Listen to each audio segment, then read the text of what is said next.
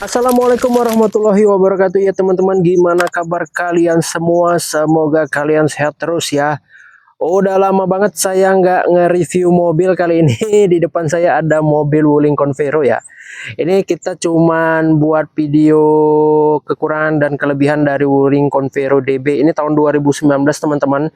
Jadi saya telah merangkum 5 atau 6 ya, 6 kekurangan dari mobil Wuling Convero dan ada 9 kelebihan menurut aku ya. Jadi menurut aku kurang lebih seperti itu teman-teman. Nah ini modelnya keren ya guys, walaupun cuman bermain sedikit aja di velg, di stiker lampu, kemudian di atasnya tuh. Ini aku coba tutup dulu ya. Nah biar nampak kelihatan jelas ya. Oke teman-teman. Oke, jadi kurang lebih ini mobil udah aku pakai berapa bulan ya, udah cukup lama lah ya, udah 4 bulan kayaknya, 4 bulan 3 bulan gitu ya. Nah langsung aja deh teman-teman. Oke teman-teman, jadi untuk kekurangan yang pertama ya, kalau kalian mau beli mobil ini kalian harus pikirkan dulu ya matang-matang untuk brandnya ya, karena ini brand dari Cina, bukan mobil Jepang. Jadi brand mindset di Indonesia itu sangat kental sekali dengan mobil Jepang, Toyota, Daihatsu, Honda, terutama ya Mitsubishi dan lain-lain. Jadi menurut aku ya, ini kekurangan pertama untuk mobil ini ada di brandnya teman-teman, brand Cina bukan brand Jepang. Nah lanjut untuk kekurangan kedua pada mobil ini, menurut aku di konsumsi BBM ya teman-teman. Dia nggak begitu boros dan nggak hemat juga. Jadi gimana ya, kalau konsumsi menurut aku kalau pakai AC dalam kota itu cuman tembus 10-9 km per jam. Tapi itu masih mending ya ketimbang kita pakai mobil yang zaman dulu untuk 5 penumpang aja tapi konsumsi BBM-nya 9-10 km. Tapi kalau ini kan mobil yang udah 3 baris, tarikan belakang, bodinya bongsor, tapi konsumsi BBM-nya seperti itu. Jadi ya oke-oke aja sih ya. Walaupun memang nggak seirit mobil Avanza, tapi 11-12 ini sama kayak R3 ya. R3 11-12 km per liter gitu teman-teman. Itu kekurangan kedua menurut aku, BBM kurang irit lah ya. Nah buat teman-teman yang mau ngambil mobil ini baru, sebaiknya teman-teman berpikir matang-matang ya. Karena mobil ini harga barunya ini memang murah, 160 juta untuk di kota Medan. Udah potongan itu ya kalau nggak salah 160-an yang double blower tipe velg kaleng seperti ini harga jualnya kalau kita jual second itu anjlok teman-teman, karena memang bukan brand dari Jepang. Tahu lah ya, kalau bukan brand Jepang di Indonesia harganya pasti anjlok dan hancur-hancuran. Jadi menurut aku ini di mobilku ini aja aku beli tahun 2019, ini aku belinya tahun 2024 ya. Ini aku dapat di harga 80-an juta teman-teman. 80 ya, 80 pas lah ya, 80 juta. Jadi menurut aku udah hilang setengah harganya nih. Jadi menurut aku kalau kalian beli baru itu kalian harus pikirkan matang-matang, karena harga bekasnya bisa anjlok. Tapi kalau kalian beli bekas ya bagus-bagus saja ya teman-teman. Itu kekurangan ketiga menurut aku. Nah untuk kekurangan keempat, benar yang dibilang para teman-teman YouTuber yang ada di Indonesia, transmisinya agak sedikit kasar teman-teman. Saya juga udah pernah naik Grab kemarin ya, naik Grab, mobilnya baru, nicknya baru ya, 2023 atau 2000 berapa, pokoknya baru pakai beberapa bulan. Kita duduk di belakang, jadi suara transmisinya ini saat dioper di belakang itu kedengaran, jadi tak tak tak gitu. Tapi pas waktu saya tanya kok gitu bang, tapi mobil baru. Tapi memang jawaban abang itu ya di dealer pun gitu juga memang. Jadi kualitas transmisinya memang seperti itu. Tapi menurut aku sih ini, buat teman-teman yang belum tahu ya, oli transmisi dia ini dia lebih encer ketimbang Avanza, Expander gitu ya. R3 nggak tahu ya. Dia ini oli transmisinya kekentalannya 75/80 teman-teman. Jadi betul-betul yang paling encer yang ada di mobil pasaran di Indonesia. Jadi ini cukup encer ya. Makanya mungkin suaranya agak kasar. Tapi kalau mobil Avanza itu kan 80-90 teman-teman. Jadi itu kekurangan keempat menurut aku. Nah lanjut kekurangan kelima ya. Ini yang mungkin teman-teman rasakan, untuk responsif dan napasnya itu pendek-pendek nih mobil teman-teman. Jadi untuk gear 1, gear 2 udah mobil udah ngeden tapi larinya nggak ada. Jadi dia untuk responsifnya agak kurang kalau menurut aku ya. Antara napas atau apa ya? Ya mungkin responsif lah ya. Bagian napasnya itu pendek-pendek teman-teman. Jadi gigi 1 baru jalan sebentar udah minta gigi 2, gigi 2 jalan sebentar udah minta gigi 3 gitu. Menurut aku itu sih yang kekurangan kelima menurut aku teman-teman. Lanjut kekurangan keenam menurut aku ini tipe DB ya teman-teman. Jadi ini kalau tipe DB dia belum memiliki airbag baik di depan supir maupun di bagian supir sebelah kiri. Jadi belum ada airbagnya teman-teman, dia polosan gini. Nah ini polos juga. Dia kalau udah ada airbagnya itu tipenya yang S ya, Convero S. Tapi kalau Convero yang ini belum ada airbagnya teman-teman. Oke teman-teman, itu dia 6 kekurangan mobil ini yang bisa aku sampaikan. Kita lanjut kelebihan mobil ini. Ada 9 menurut aku kelebihannya. Kok banyak bang? Ya itu yang aku rasakan ya teman-teman. Jadi buat teman-teman yang budiman, ini yang menurut aku ya, yang aku gunakan dan yang aku rasakan. Oke, kita cek langsung kelebihannya guys. Nah, untuk kelebihan pertama teman-teman, berbanding terbalik kalau kita beli mobil ini baru ya teman-teman. Kalau kita beli mobil ini bekas, kita diuntungkan dengan harganya yang cukup murah. Ada yang 70 jutaan, ada yang 80 jutaan, tergantung tahunnya ya teman-teman.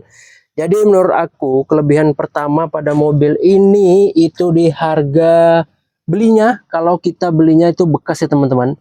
Jadi aman banget kalau kita beli bekas karena harganya terjangkau banget. Itu kelebihan pertama guys.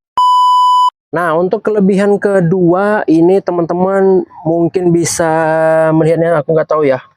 Kelebihan kedua ini kabinnya luas banget guys, bener-bener luas. Nah, ini seperti ini baris keduanya. Nah, jadi dia luas lebar gitu. Nah, ini baris ketiganya kakinya masih terasa nyaman. Nah, baris kedua aman, baris ketiga aman.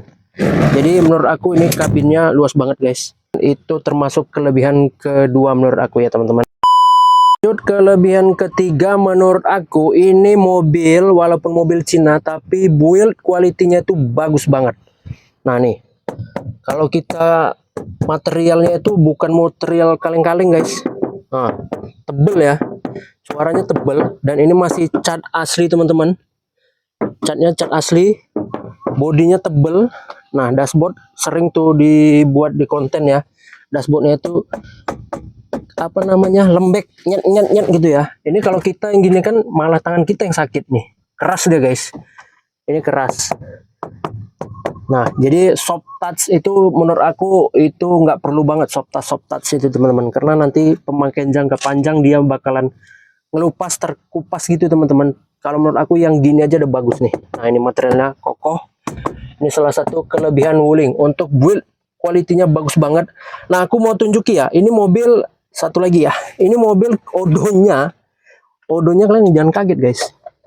Odonya udah 190.000 guys. Silo ya. Nih, tutup ya. Nah, odonya udah 192.000. Banyak banget ya. Udah 192.000. Nah, ini udah agak menguning deh ya. Sebenarnya dia bukan menguning. Jadi ini ada cat warna silver tapi cat warna silvernya udah habis. Jadi dia warna dasarnya kuning. Kalau yang sebelah sana masih aman. Dan aku menunjukkan tanda-tanda kualitasnya bagus lagi apa. Ini mobil odonya udah banyak. Nah, ini mobil odonya udah 192.000. Tapi kalian lihat guys, shocknya belum pernah kena kunci guys. Nah, bagus ya. Nah, seperti itu. Ini shocknya belum pernah kena kunci, mesinnya juga belum pernah kena kunci nih. Masih ting-ting, masih bagus, masih perawan ting-ting lah ya. Nih teman-teman lihat. Nah, shock depannya. Tapi kalau shock belakang udah agak terasa menurut aku ya. Shock belakang udah agak ngenjot dia. Peredamnya udah kurang. Terus kekurangannya lagi udah 192.000 ini guys. Wajar ya. Ini kalah ya di sini. Nah, ini kalah ya. Jadi seperti itu. Nah, ini kalah nih. Nah, warna dasarnya udah naik ya. Nah, itu. Walaupun seperti itu, tapi build quality-nya mantap banget ya guys. Itu kelebihannya salah satunya. Lanjut kelebihan keempat teman-teman. Di antara mobil-mobil lain, mobil ini termasuk yang mantap lah ya performanya. Karena memang mobil di usia sekarang itu udah rata-rata tarikan depan. Kalau ini masih menggunakan tarikan belakang, mau dia NIK 2025, 2024, masih diproduksi sampai sekarang. Ini tarikan belakang masih menjadi prioritas mereka. Jadi itu andalan mereka, makanya mereka masih produksi sampai sekarang. Itu kelebihan keempat guys. Lanjut kelebihan kelima. Walaupun ini tipe DB ya, aslinya velg kaleng ya, tapi menurut aku fiturnya cukup lengkap guys. Nah diantaranya seperti ini. Kemudian sudah double blower. Kemudian ini tampilannya udah keren banget ya untuk dashboardnya. Kemudian arah semburan AC juga bisa kita atur nih. Walaupun memang cuman dua arah aja ya, di kaki dan di depan atas gini, tapi ini termasuk keren guys. Karena mobil Avanza di harga dia kalau dia 80 juta itu seharga Avanza tahun 2013, dan fiturnya kalian tahu sendiri lah ya, modelnya masih kaku banget. Kalau ini udah keren banget guys. Itu salah satu kelebihannya, fiturnya lumayan lengkap. Lanjut kelebihan keenam, kalau menurut aku kaki-kakinya cukup nyaman ya guys. Jadi ini kena tarikan belakang juga mungkin ya. Jadi kaki-kakinya empuk kalau kita bawa, untuk perjalanan jauh juga bawanya enak, nggak gampang goyang. Jadi itu enak banget guys. Itu kelebihan keenam menurut aku ya teman-teman. Buat kalian yang suka modif, ini kelebihan selanjutnya yang menurut aku kalian perhitungkan. Ini kelebihan ketujuh. Jadi modelnya walaupun dia velg kaleng aslinya, tapi kalau kita beli velg kaleng, kita ganti velg racing seperti ini, kita ganti lampunya, kita tambahi kuning-kuning gitu pakai stiker, dan dikasih atasnya itu untuk roof, apa namanya itu ya, untuk peletakan barang gitu ya. Jadi kayak looks-looksnya kayak ala-ala mobil Gofar Hilman guys. Jadi menurut aku kelebihan ketujuh ini dimodifikasi keren banget guys. Lanjut kelebihan ke-8 teman-teman. Ini adalah salah satu mobil best value for money. Jadi dengan harga 160 juta kalian bisa mendapatkan mobil yang berkualitas. Walaupun mindset orang kalau mobil Cina itu kurang berkualitas, tapi menurut aku ini salah satu mobil best value for money. Dengan 160 juta kalian udah mendapatkan kelebihan lebih dari mobil Agya, mobil LCGC Sigra ataupun Calya. Apalagi Avanza ya, 200 lebih harganya, udah nggak masuk akal banget. Mending beli rumah. Jadi ini salah satu mobil yang terbaik menurut aku guys. Di kelebihan ke-8 itu ya guys. Kelebihan ke-9 ini kelebihan yang terakhir menurut aku, banyak orang yang nggak tahu ya, bahwasanya mobil Wuling itu mobil kerjasama antara Chevrolet dan Wuling itu sendiri. Jadi ada saham Chevrolet di mobil Wuling guys, GM ya khususnya, bukan Chevrolet secara umum tapi GM yang dimenaungi untuk mobil Chevrolet, dia bekerja sama untuk mobil Wulingnya. Nah menurut aku ya, kalau GM udah memasukkan sahamnya di mobil Wuling, itu otomatis sudah ada standar untuk kualitas mobil itu sendiri teman-teman. Jadi dia nggak mungkin membuat mobil sembarangan. Nggak kayak motornya zaman dulu sembarangan buat, motor Cina yang penting bisa jalan. Tapi kalau mobil menurut aku enggak ya teman-teman. Ini jelek banget ya, belum di door smear. Jadi itu menurut aku teman-teman. Jadi itu 9 kelebihan mobil ini kalau menurut aku ya teman-teman. Oke teman-teman, mungkin sampai di sinilah video saya kali ini. Ini panas guys, panas. Jadi aku buat videonya singkat aja, tapi kok singkat kayak panjang juga ya, 8 menit lebih juga ya. Oke teman-teman, mungkin sampai di sini dulu lah ya video saya kali ini. Semoga video ini bermanfaat. Jangan lupa like dan subscribe. Buat kalian yang tertarik mobil Convero, kalian beli aja. Karena ini dapat 3 baris, tarikan belakang, spare part, jangan ditanya, pasti banyak, showroom masih ada. Jadi apa yang ditakutkan? Satu yang ditakutkan, brand. Oke teman-teman, jangan lupa like dan subscribe. Assalamualaikum warahmatullahi wabarakatuh.